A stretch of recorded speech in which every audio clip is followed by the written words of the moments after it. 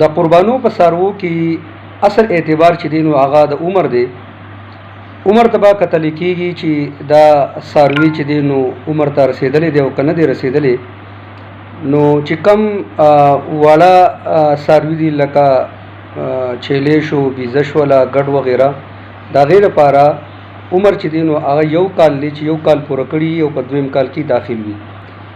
او د دې نه علاوه چې کم غټ څاروي دي، غوا دی، غوایي دی، میخه وغیره، د هغې لپاره 2 کاله ضروري چې 2 کاله یې پوره کړي او په 3م کال کې داخل وي.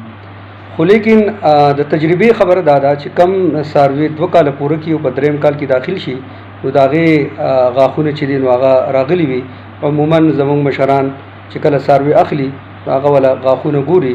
نو البته که د سړي په خپل کور کې یو څاروي وي او هغه 2 کاله پوره کړي دي او په 3م کال کې داخل شوی دی، خو لیکن د هغې غاښونه نشته دی، نو بالکل په داسې څاروي باندې هم قرباني هغه جایز دی.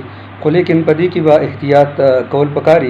عام طور باندې مونږ بهر په میلو کې څاروي اخلو او نن سبا په چا باندې اعتماد هم نشي کولی.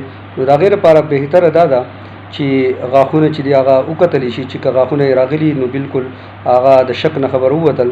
خو که داسې یو څاروي چې هغه عام بهر په میلو کې خلک الي او غاښونه یې نه وي نو د هغې نه چې سړی احتیاط وکړي او داسې څاروي والي چې هغه بالکل د شک شبهې نه بهر وي.